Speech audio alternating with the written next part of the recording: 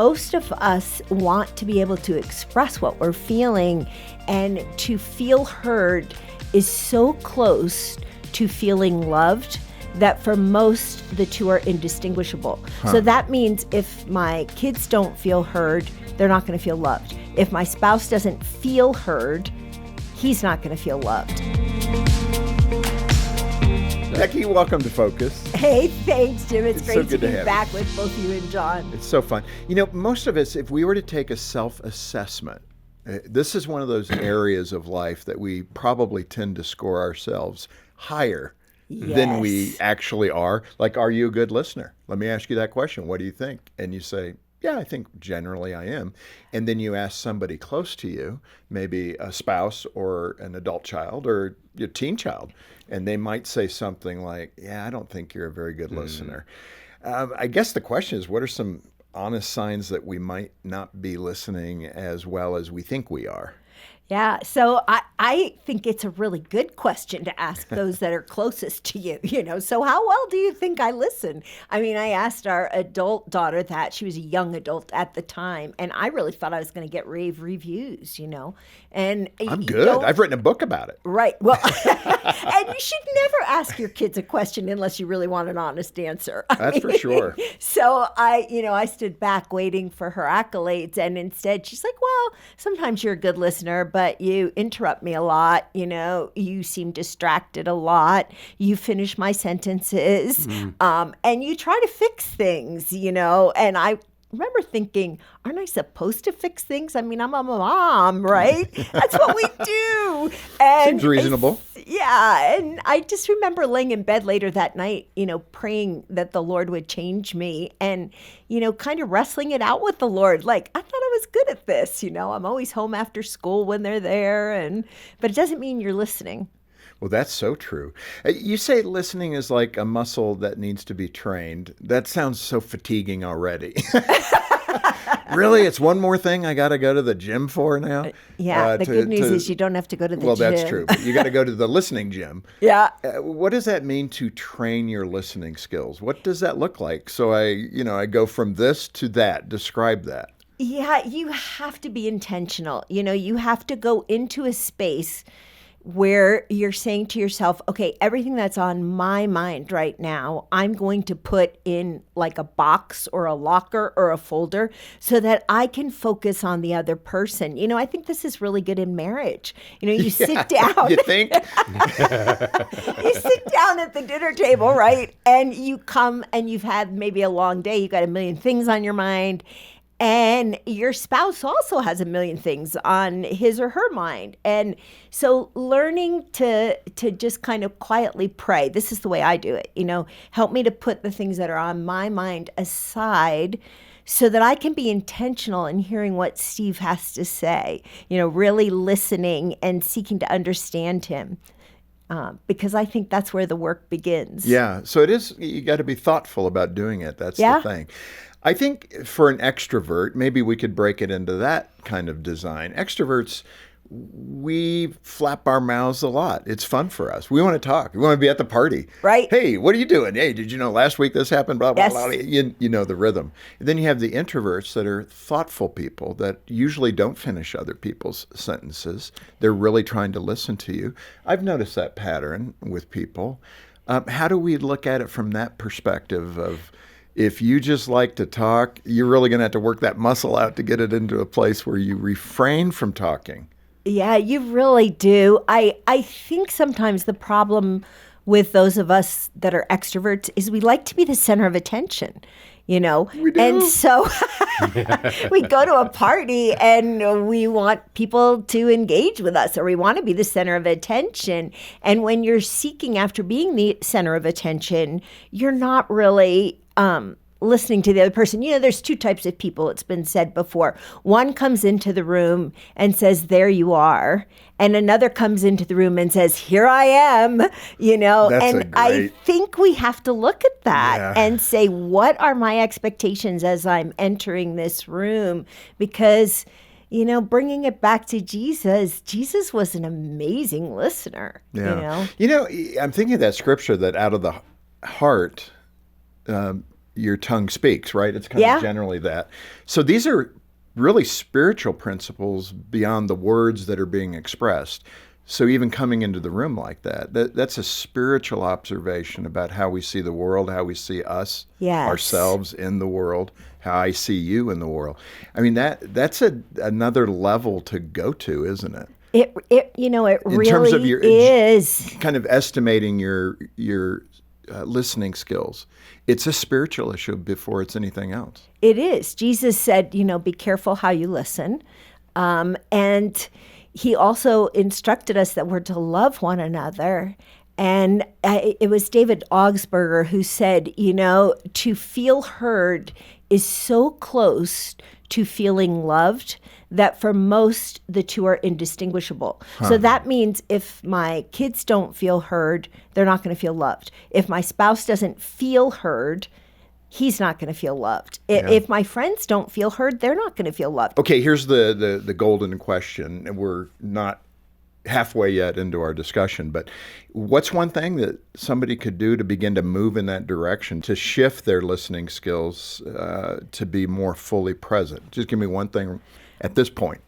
Put your phone away. That's a good one. That's a start. We're so distracted. And, so put your phone away. I can give you like 5 steps to start, Put your phone away, lean into the person who's talking, nod your head when it's appropriate or smile to keep them, learn to use the phrase, tell me more if you don't understand. All of those are good practices. Becky, you had a great story about honoring someone during a trip to Nigeria with your husband. What happened there? Yeah, so that trip was life-changing for both of us, for starters. So my husband was raised in Nigeria. He's a missionary kid. Okay. And he had grown up being put in boarding school. And so when we got back to the boarding school, I remember him just doubling over and sobbing because it was so traumatic. And I had rarely seen my husband cry, let alone sob.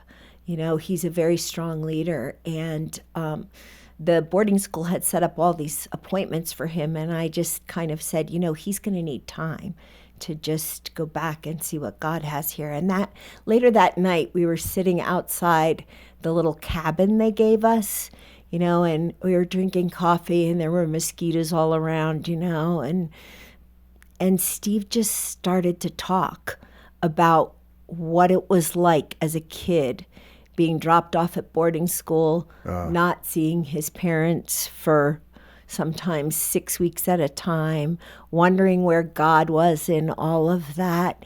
And during that time, as we were sitting there and I was listening to him, I just felt like the Holy Spirit said to me, Becky, this is a holy moment.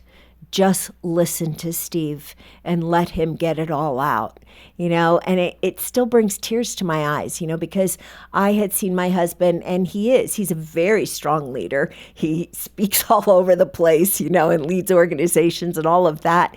But here I got a glimpse of the little blonde-haired boy that had felt abandoned because of ministry and wondered, where is God in all of this, And that was a huge moment in our marriage because it really took us to a deeper place of understanding each other. Sure, built intimacy. And it was a huge moment for him as far as the healing God wanted to do in his life. And really all I did was ask questions and sit and listen.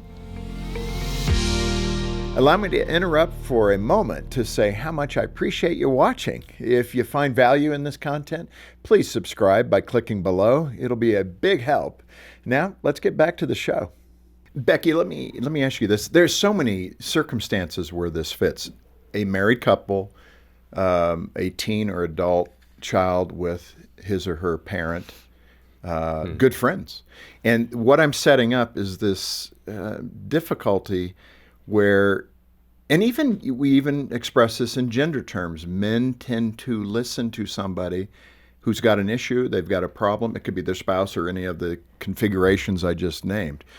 And we're sitting there, we're listening to provide you a way out. That's our whole mission here. okay, so you had a problem with your girlfriend and you sat down and had coffee and she said this and you said that. And you know what? Maybe next time you're together, you might want to try saying this. And your spouse is going, that's not why I told you this story. I don't need your advice on how to do that. On the two sides of those equations, how do those that are trying to be the problem solvers take a deep breath and say, okay, I'm not here to fix something? That's a tough one for me. Do you have that experience? Absolutely. Yes. So, I mean, I need those mechanisms, if you can provide them to me, especially in my marriage with Jean, where I need to know this is not a point of fixing. And how do I figure that out? Yeah. Help me, Becky, help me. I think men and women struggle with that. Okay, good. That's good to hear. Yeah. So be assured, be validated, that we all struggle with that. We want to fix somebody else's problems. But the truth is, people don't want us to fix their problems because that really makes them an idiot, Oh, that's interesting. So, I mean, if you can solve my problem in a minute and I haven't figured out how to solve it, that makes me an idiot, right? I've never thought about it that way. That's horrible, but I never have. I just think, you got three people thinking about the problem. Maybe one of you will come up with a good idea to solve it. Right. I mean, that's a more simplistic way of looking at it. That's my approach. So, I never thought about it that it would be demeaning to you that you haven't found the answer. That may be part of my problem right there. Well, and I think one way to change that is to put your focus on understanding the problem more deeply, not on finding the solution to the problem. So, let's say Jean opens up to you and she's had a rough day with a client or whatever, instead of saying, well, next time you should, first of all, drop the word should, because that's not really helping any of us. But then ask her to describe the situation more and ask questions like, how did that make you feel? And, how did that, what do you think of that? And what is God saying to you in that? And just kind of ask questions. Be curious. Learning to be curious is huge. Yeah. You mentioned Jesus earlier, and he did ask insightful questions. I have a friend who kind of went through and did a Bible study on the questions Jesus asked. And it feels like there are conversations where the person is not going to be receptive to my fixing. My wife spent about 2 hours listening to one of our children, and she didn't do the mom thing that you mentioned earlier. She said nothing. She really just asked questions and listened. And sometimes the situation doesn't call for a response, just that question you asked earlier. Tell me more. Why is that so significant to the person that's talking when we ask questions? It goes back to the book of Proverbs, where in one of the Proverbs, Solomon says, that a person's heart is a deep well, and you're wise if you draw that out. And most of us want to be able to express what we're feeling and be able to figure out what we're feeling and be able to figure out the answer to our own problems. So as you're drawing them out and they're processing, verbally or internally, they will come up with the solution. And then it gives you an opportunity to affirm, like, hey, that's a great way to solve this, rather than you coming in as the knight in shining armor or the hero to solve that's it. good. Becky, you list in the book the 5 B's of availability. It starts with be reliable, be intentional, be prepared, be flexible, be alert to divine appointments. So let's talk about those. Be reliable. What does that look like? Yeah, being reliable is so important. In the context of listening, it's really understanding that you are being given a gift with another person's story. And so you want to treasure that. You don't want to share what's not yours to share, so you want to hold confidences and you want to be a reliable friend or a reliable spouse who's going to hear and treasure that story. Yeah, that's good. Be prepared can sound a little overwhelming. I mean, really? I got to prepare before I go have lunch at the Mexican restaurant? What does that mean? All of a sudden I'm checking out, going fast food. Yeah. Well, as I'm driving to spend time with anybody, a friend, a coworker, my spouse, anybody, my kids, First of all, I say, Lord Jesus, help me to put aside all the thoughts that are in my mind. I have a million thoughts. I have probably 10,000 thoughts per second. So I have to say, Lord, I give you all those thoughts. And then I think back to what was going on in their life the last time we were together. It might be, I remember getting together with a friend who had told me the last time I had been with her, which had been several years before, that she was starting a Bible study with some of her neighbors. So when I was with her, I wanted to ask about that. So you just it only takes a couple of minutes to give your thoughts to the Lord and then think about that other person. So you go in prepared to listen. And thoughtful. Yeah. Which makes sense. Yeah. You also, in this area of being flexible, again, one of the 5 B's of availability, be flexible. You have a neighbor, had a neighbor, Clarice, that taught you a lot about flexibility. What was that? She did. Every morning I would go out for a walk. We were living in Denver at the time, and I would say hi to her, and she never answered. So I thought, well, maybe she just doesn't want to be friends. And then one evening I went out for a walk and she said, "Oh, hi, Becky, come for a walk with me." So we walked and she poured out her whole story to me. And so I had a delightful time with her. The next morning when I said hi, again, she didn't answer. But then I realized she had earphones in. She was listening to something. It wasn't that she didn't want to be a friend, And then before we left that house, before we moved from that house, I remember her knocking on my car door window, and we were just about to pull out. And she just said, "Becky, you've been such a good neighbor." And I remember thinking, I don't think I've been a good neighbor, but she thought I had because I had taken time to listen to her. Yeah, that is so good. That actually folds in nicely to the last of the 5 B's, and that's be alert to divine appointments. Oh, that so kind of huge. Illustrates that. But get more specific, and maybe another illustration from the book where being prepared for those divine appointments. What does that look like? Oftentimes those divine appointments happen on planes, and as people who travel, we are often in a hurry. I mean, one great tip for listening better is to let go of your hurry. But I remember that our daughter was traveling home from college. She had just finished finals. She didn't feel like talking to anybody because she just wanted to veg out with a magazine. And a young woman came and sat by her and really wanted to engage her in conversation. And in the course of the conversation, Carrie asked this young woman, "What do you do?" And she said, "I'm an actress." And Carrie has taught musical theater for years. So she said, "Oh, what kind of acting do you do?" Well, it turns out the woman was in the adult industry. And Carrie said, "Well, how does that make you feel?" And this woman began to pour out her heart about how it didn't make her feel good, but she had given it all away because God didn't protect her in one situation. And, Carrie said to her, "What would it look like for you to come back to God?" And she said, "I don't think he'd want me." And Carrie grabbed her hand, and they were both crying at this point. And Carrie said, "God loves you so much. He wants you back, and he wants to take away that shame." And she prayed with this young woman whose name was Jessica before the plane landed. And as a family, we continued to pray for Jessica. And a couple years later, we heard from Jessica that she was out of the industry, that God had redeemed her life, and that she was now traveling and speaking about, why wait. Yeah. And but she said something interesting in that conversation. She said God had positioned so many people near her in airplanes who kept directing her back to Jesus that she finally thought, "I better listen to this." Mm-hmm. Boy, that's a reminder of being prepared and ready. It is. And I think so many people that we talk to, Becky, that have been at the microphone here with us talking about how to reach people, how to do better at being present so the Lord can use you. What a great example.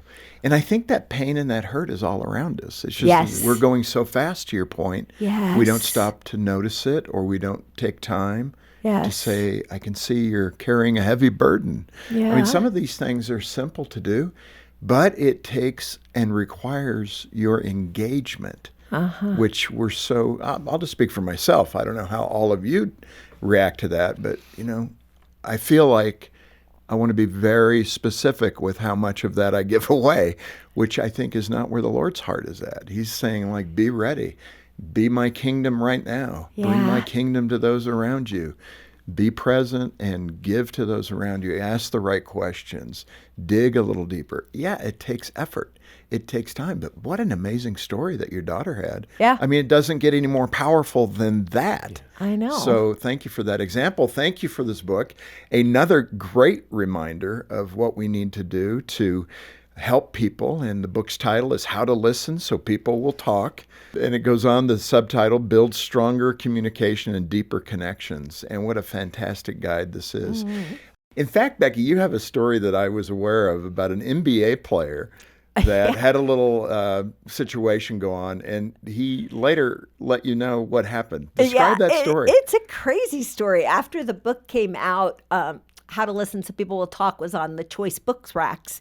In the airports. In the airports. And this NBA player, and for the life of me, I cannot remember his name, Jim, but he had gotten in trouble in that game because he was yelled at by the coach for not listening and not following through on what the coach had asked him to do. And it became this big storm on TV. You know, everybody knew the guy hadn't listened, and he was mad.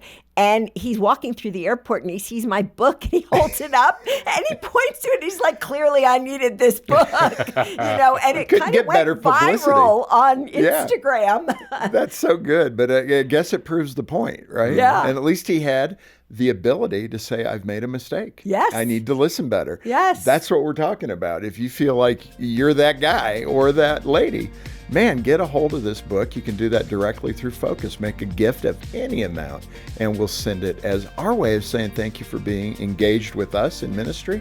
And you're getting a great resource that even an NBA player uses. Yeah, donate today and request your copy of the book by Becky, How to Listen So People Will Talk. We've got the details below in the program description. By the way, share, like, and subscribe to these shows and help us spread the word so more people will listen. And on behalf of the entire team, thanks for watching Focus on the Family with Jim Daly. I'm John Fuller, inviting you back as we once again help you and your family thrive in Christ.